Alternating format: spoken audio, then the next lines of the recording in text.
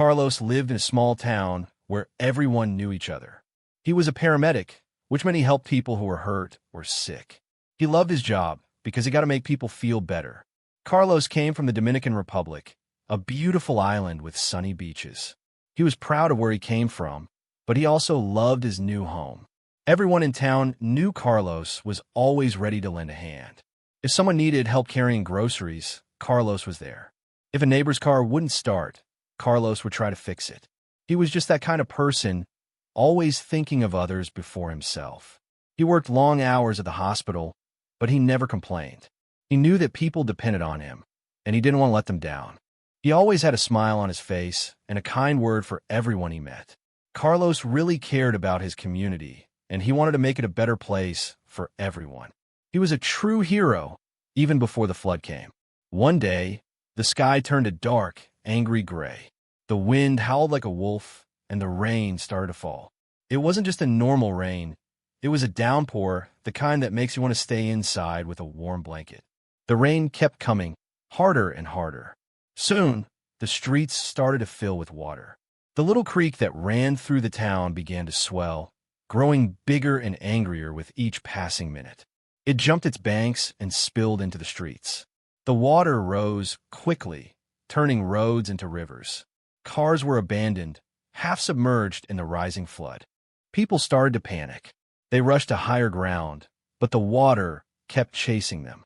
Some families were trapped in their homes, the water rising around them. They called for help, their voices filled with fear. The flood was a monster, threatening to swallow the whole town. The radio warned everyone to stay inside if they could, but many were already in danger, needing rescue from the quickly rising and dangerous water. The storm showed no sign of stopping. When Carlos heard about the families trapped, he didn't hesitate. He jumped into his ambulance and raced towards the flooded areas.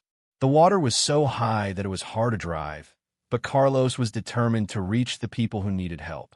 He parked the ambulance as close as he could and waded into the water. It was cold and murky, and the current was strong, pulling at his legs. He carried a bright orange life vest and a rope. He knew he had to be careful, but he also knew he had to be quick. He reached the first house and saw a family huddled on the roof, shivering in the rain. A little girl was crying, clutching a teddy bear. Carlos called out to them, his voice strong and reassuring. "Don't worry," he shouted. "I'm here to help you." He carefully guided them down from the roof, one by one, securing them with a rope and leading them through the water back to the ambulance. He made sure the little girl kept her teddy bear. He repeated this process, house after house, saving families from the rising floodwaters. He was a beacon of hope in the midst of the storm. He was truly a hero. Hours later, the rain finally started to slow down. The floodwaters began to recede, leaving behind a muddy mess. Carlos, exhausted but relieved, climbed back into his ambulance. His clothes were soaked and his hands were tired, but his heart was full. He had saved so many lives. As he drove home, the sun peeked through the clouds, casting a golden glow over the town. It was like a thank you from the sky. Carlos felt a sense of peace wash over him. He knew he had made a difference. He thought about the little girl with the teddy bear and the grateful smiles of the parents he had rescued. He was proud to be a paramedic, proud to be able to help people in need. He knew that tomorrow would bring a lot of work, cleaning up after the flood, but for now he just wanted to go home, take a warm shower, and rest.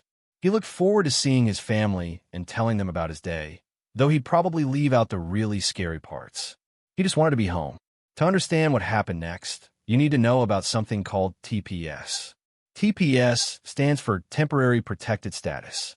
It's like a special permission slip that the United States government gives to people from certain countries where there are big problems, like wars or natural disasters. Imagine your house was destroyed by a hurricane. TPS is like the government saying, it's not safe for you to go back home right now. You can stay here and work until things get better. It lets people live and work in the U.S. legally for a certain amount of time.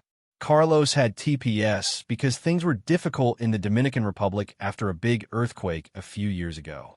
He followed all the rules and renewed his TPS every time it was needed. It allowed him to work as a paramedic and provide for his family. It was very important to him. He had just renewed his TPS a little while ago, and he had the papers to prove it. He kept them safely in his car, just in case. He never thought he would need them after saving so many lives. Just a few miles from his house, Carlos saw flashing lights ahead. It was an ICE checkpoint. ICE stands for Immigration and Customs Enforcement. They are the people who check to make sure everyone in the country has the right papers to be here. Carlos sighed. He knew these checkpoints could take a long time, but he wasn't worried. He had his TPS papers right in the glove compartment. He pulled over to the side of the road and waited his turn. When it was his turn, the officer asked for his driver's license and proof of citizenship. Carlos handed over his license and explained that he had TPS. He reached into the glove compartment and pulled out his TPS renewal papers. The officer looked at the papers carefully. He typed something into his computer, his face unreadable. The minutes ticked by slowly. Carlos started to feel a little nervous. He just wanted to get home. After what felt like forever, the officer looked up. "Your TPS has expired," he said sternly. Carlos's heart sank. "No, sir," Carlos said. "I just renewed it. These are my renewal papers." But the officer didn't seem to believe him. Carlos was asked to step out of the car. Carlos felt a knot in his stomach. He knew he had done nothing wrong. He had followed all the rules. But the officer wasn't listening. He was told to stand with his hands behind his back. Another officer came and put handcuffs on him. "But, sir," Carlos pleaded, "I'm a paramedic. I just spent the whole day rescuing people from the flood. I have to get home to my family." The officer just shook his head. "Your TPS is expired. You'll have to come with us." Carlos was put in the back of an ICE van. He couldn't believe this was happening. He thought about the families he had saved, the people who were now safe because of him. How could they treat him like this? He was taken to a detention center, a place where people are held while waiting to find out if they can stay in the country. It was a scary place, filled with worried faces. Carlos felt lost and alone. He kept telling the officers about his renewal papers, but they didn't seem to care. They said they would check, but it could take time. Time that Carlos didn't have. He just wanted to go home. While Carlos was in detention, something amazing was happening. A news reporter had been at the scene of the flood and had captured video of Carlos rescuing families. The video showed Carlos wading through the water, carrying children to safety, and helping elderly people to higher ground. The news reporter posted the video online, and it quickly went viral. People all over the country were watching Carlos's bravery and selflessness. They were amazed by his courage and his dedication to helping others. The news story spread like wildfire. Soon, every news channel was showing the video of Carlos's heroic rescues. People were sharing the video on social media, praising Carlos as a true hero.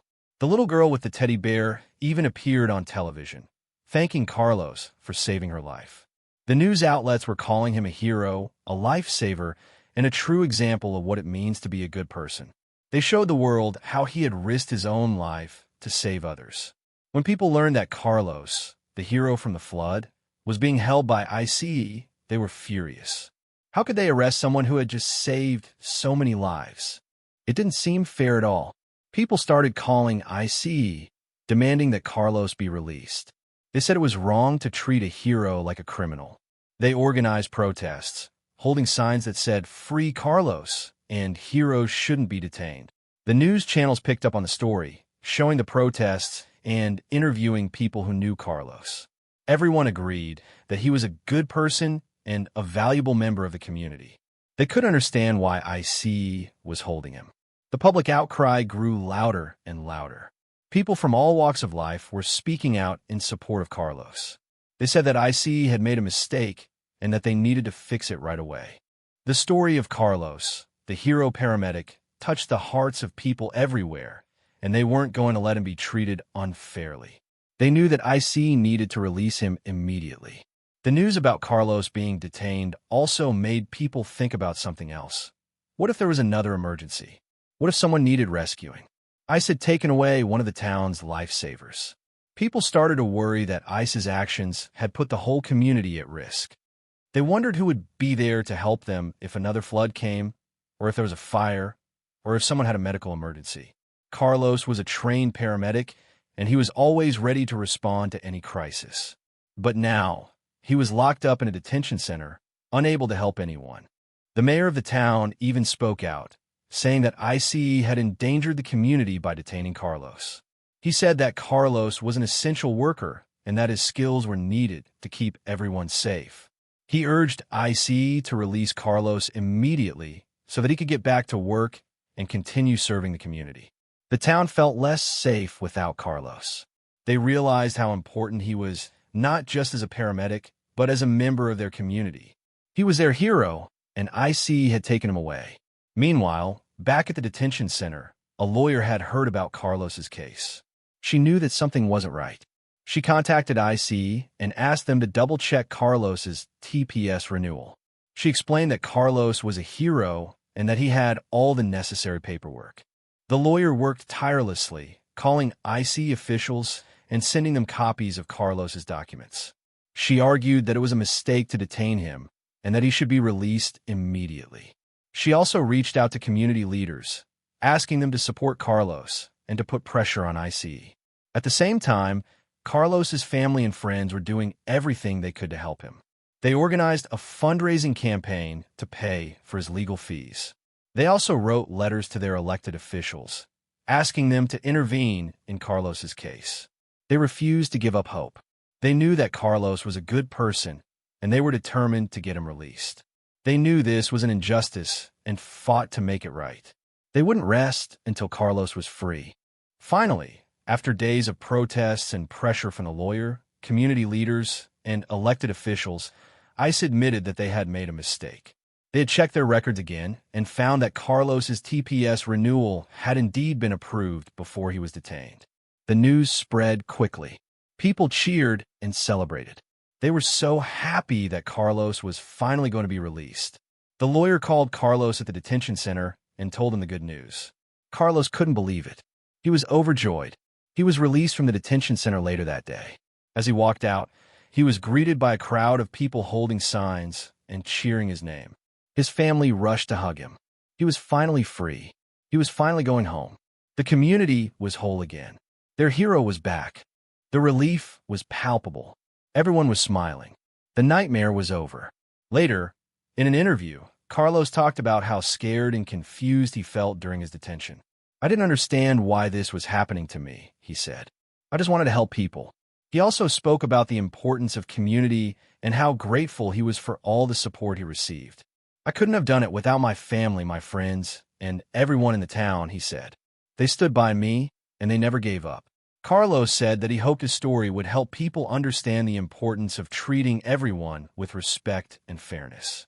He said that even though he went through a difficult experience, he was determined to continue serving his community and helping those in need. He hoped that ICE would learn from their mistake and that this would never happen to anyone else. He wanted to put the experience behind him and continue to be a positive force in the world. Despite everything, he was still dedicated to helping others. He was still a hero. After Carlos's release, there were a lot of questions about what would happen next.